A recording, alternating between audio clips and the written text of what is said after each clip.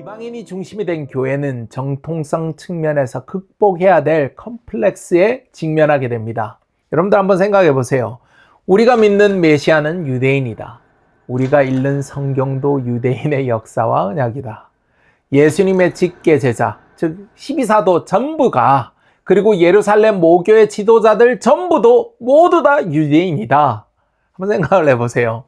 로마 제국과 유대교 측에서는 유대인의 유산과 성경을 훔쳐가서 갑자기 생겨난 가짜들이라는 공격에 기독교회가 시달리게 됩니다. 그것을 대항하고 방어해야만 됐고, 성도들을 설득할 강력한 신학적 명분이 교회에 필요하다고 초기 교회의 신학자들, 교부들은 생각하게 됐습니다.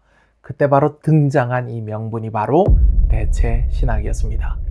앞서 설명드린 교부들뿐만 아니라 수많은 교회의 지도자들이 앞서서 신학적 명분을 가지고 주장했습니다. 유대인의 불순종은 심판의 사유가 되었고, 성전 파괴는 하나님의 영원한 심판의 시작이다. 구약의 모든 축복은 처음부터 혈통적 유대인이 아니라 영적 이스라엘인 우리를 위한 것이었다.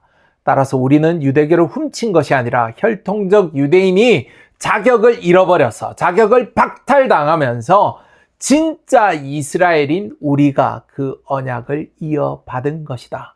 문제는 이러한 주장이 성경적 근거가 전혀 없다는 것입니다.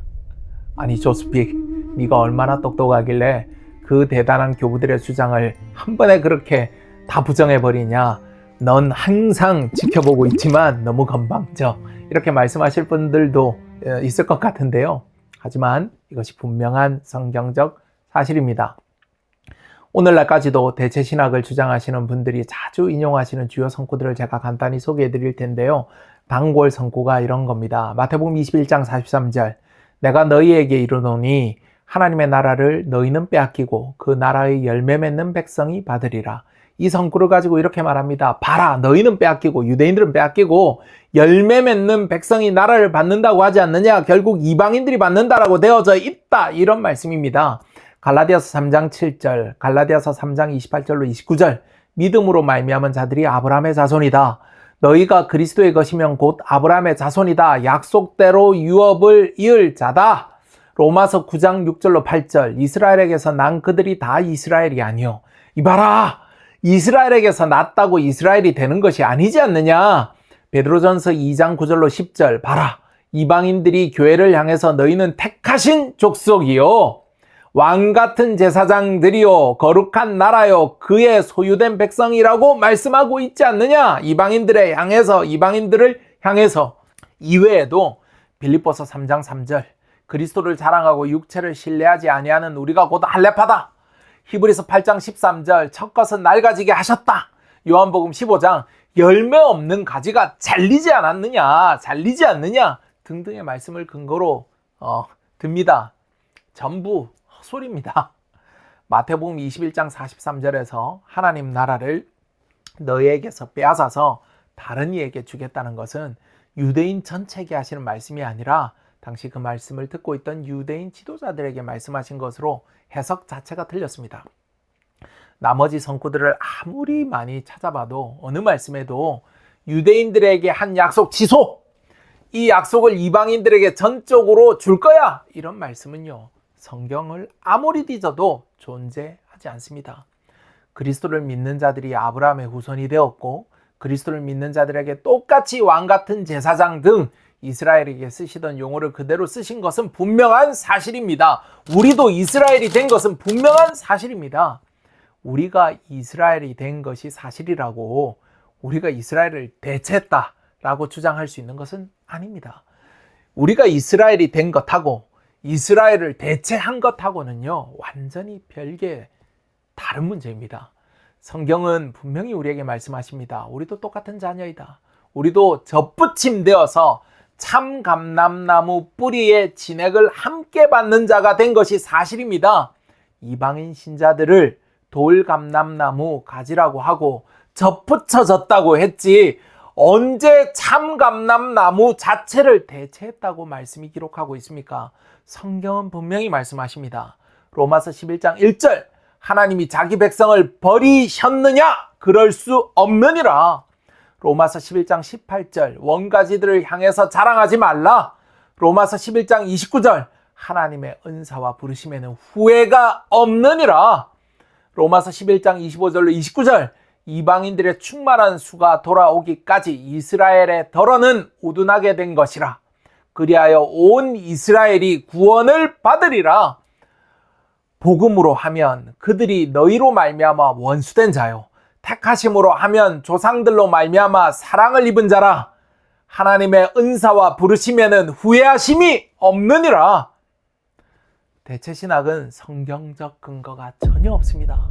로마서 9장 10장까지만 읽는 인간들이 그런 헛소리를 하는 것입니다.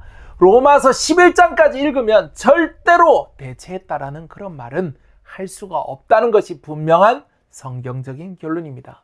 성경을 읽으면 너무나 결론이 분명한데 성경을 통해서는 그런 결론에 도달할 수가 없으니까 제가 앞서 소개했던 교부들도 온통 성경으로 제대로 연구해서 결과에 도달하기보다는 자신들의 추론, 흔히 우리가 영해라고 얘기하지 않습니까? 알레고리, 영해를 통해서 주장했을 뿐입니다. 교부들의 관심은 유대교와 그리스도교의 성경 해석 경쟁, 그것을 통해 언약 상속권이 그리스도인들에게 있음을 강화하고 싶었던 것입니다. 본인들의 지도가 타당하다는 것, 그리고 오늘날 교회가 이방인으로 가득 채워서 이방인들이 교회를 끌어가고 있다는 것을 타당하다라고 얘기하고 싶었던 것입니다. 유스티누스의 새 언약이 옛 언약을 대체했다.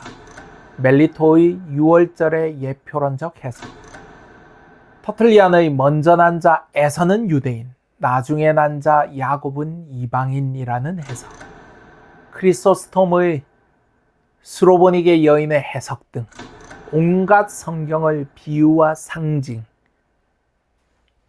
본질은 저 이면에 있는 것이다 라고 해석하는 스토아 철학적 사고로, 알레고리로, 영해로 그들이 원하는 결론에 도달했던 것이었습니다. 먼저 난 자 에서가 유대인이고 나중 난 자 야곱이 이방인인 근거가 어디 있습니까? 스로보닉의 여인 관련 말씀에 나오는 자녀가 이방인으로 바뀌고 걔가 유대인으로 바뀌었다는 근거가 어디 있습니까? 성경 펴놓고 교회가 처한 현실과 상황에 맞게 교부들이 하고 싶은 해석을 마음껏 영해, 알레고리적 해석으로 떠들었던 것입니다. 여러분들, 오늘날 교회도 이런 설교가 만연된 곳들이 많지 않습니까? 좋은 목사님들, 훌륭한 목사님들이 많고 절대 다수라는 것 인정합니다. 그런데 여전히 멍청한 목회자들이 성경 펴두고 자기가 하고 싶은 말 마음대로 떠드는, 이걸 영해라고, 영적인 상징이라고 떠들어대는 것들이 존재하는 것도 오늘날 교회가 처한 현실이지 않습니까? 때리고 싶은 장로, 집사 골라가면서 때리고, 원하는 헌금, 필요한 헌금, 교회 필요 채우기 위해서 마음껏 성경을 펴놓고 영해하면서 떠들고 싶은 경우가 많은 게 현실이지 않습니까? 2000년 전하고 교회의 알레고리적 해석은요, 달라진 게 하나도 없는 교회도 여전히 존재합니다. 이런 교회는 당장 문을 열고 박차고 나와야 되는데, 보통의 순진한 성도들에게 교회 나오는 문제가 쉬운 문제가 아니지 않습니까? 왜 이게 어려운 문제여야만 할까는 답답함이 있는 건데요. 현실이 그러니까 답답합니다. 오늘 교회사를 통해서 이방인 지도자들, 교회의 필요에 의해서 생겨난 대체신학에 대해서 살펴봤습니다. 이 대체신학은요, 단순히 이방인 지도자 혹은 이방인들 중심의 교회에 이제 이방인 그리스도인들이 이스라엘을 대체했어 라는 논리에서 멈추지 않았었습니다. 기독교 교회사, 신학사에서 결코 빼놓을 수 없는 천재적인 인물 아우구스티누스를 만나서 전혀 다른 방향으로 발전하게 됩니다. 단순히 이방인 그리스도인들이 이스라엘을 대체했다는 것에서 멈추지 않고 교권이라는 괴물과 만나서 엉뚱한 방향으로 발전을 하게 됩니다. 그런데 단순히 교권이라는 괴물을 만난 것에서만 그치지 않습니다. 가톨릭 교회에만 멈춰 있지도 않습니다. 개신교회에도 막강한 영향력을 미치게 되고 킹 제임스 성경 번역에도 간접적인 영향을 미치게 됩니다. 직접적이라고 표현하는 것이 더 정확할 것 같긴 한데요. 세대주의자들 중 일부 킹 제임스 성경의 유일성을 믿는 자들이 킹 제임스 성경을 펴놓고 완전한 성경이다, 하나님께서 보존하신 유일한 성경이다 라고 떠들지 않습니까? 그리고 킹 제임스 성경을 펴두고 대체 신학을 비판하지 않습니까? 교회사와 성경사를 제대로 알면 이게 얼마나 코미디 같은, 저는 진짜 비웃는데요. 킹 제임스 유일주의자, 킹 제임스 성경 펴놓고 세대주의가 옳다, 그리고 킹 제임스 성경을 펴두고 대체 신학을 비판하는 사람 보면요, 진짜 비웃을 수밖에 없습니다. 진짜 무식한 인간들이니까요. 이 철저한 대체 신학적 관점이 킹 제임스 성경의 번역까지 오염시키게 됐다는 사실을 알면 그런 주장을 할 수가 없을 텐데요. 다음 시간에는요, 이 대체 신학이 단순한 이방인 신자들에게 주는 신학적 명분을 넘어서서 교권과 만나서 어떻게 괴물이 되었는지, 그리고 킹 제임스 성경 번역을 비롯해서 종교개혁이 교회들까지도 어떻게 오염시켰는지를 살펴보도록 하겠습니다. 다음 시간 기대해 주시면 되겠습니다. 지금까지 조스피에게였습니다. 감사합니다.